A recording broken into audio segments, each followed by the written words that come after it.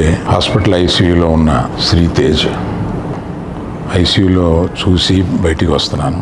Doctors అందరితోటి నేను మాట్లాడాను.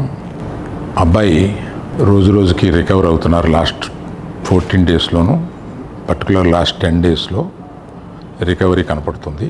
బట్ చాలా టైం పట్టొచ్చు అని కూడా చెప్పారు. ఇలాగా ఆ అబ్బాయి కోలుకోవడానికి ఏమైనా చేయడానికి మేము సిద్ధంగా ఉన్నాము. అది కాకుండా ప్రభుత్వం కూడా వచ్చి మేము దీన్ని తీసుకుంటాము, ఈ అబ్బాయిని సంపూర్ణ ఆరోగ్యంతో చూడడానికి ప్రభుత్వం కూడా ముందు రావడం చాలా అభినందనీయం.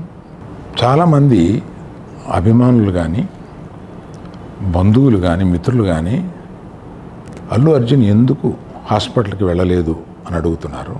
దానికి కారణం చెప్తాను. స్టాంపేడ్ జరిగిన రోజు మరుసటి రోజు మార్నింగే అల్లు అర్జున్ వద్దామని అనుకుంటే హాస్పిటల్ అధికారులు నిన్నే కదా జరిగింది, ఇవాళ ఈ హాస్పిటల్కి వచ్చి ఇక్కడ ఇంకొక ఇన్సిడెంట్ని ఎందుకు అవాయిడ్ చేయమని చెప్పి అడిగారు. కరెక్టే కదా అనిపించింది. రాలేకపోయారు. ఆ రోజునే కేసు పడింది. ఆ కేసులో పడిన తర్వాత మన legal team headed by Niranjan గారు strongly advised Bunny should not go to the hospital at all or meet the parents ఇట్లా అని చెప్పి గట్టిగా చెప్పారు.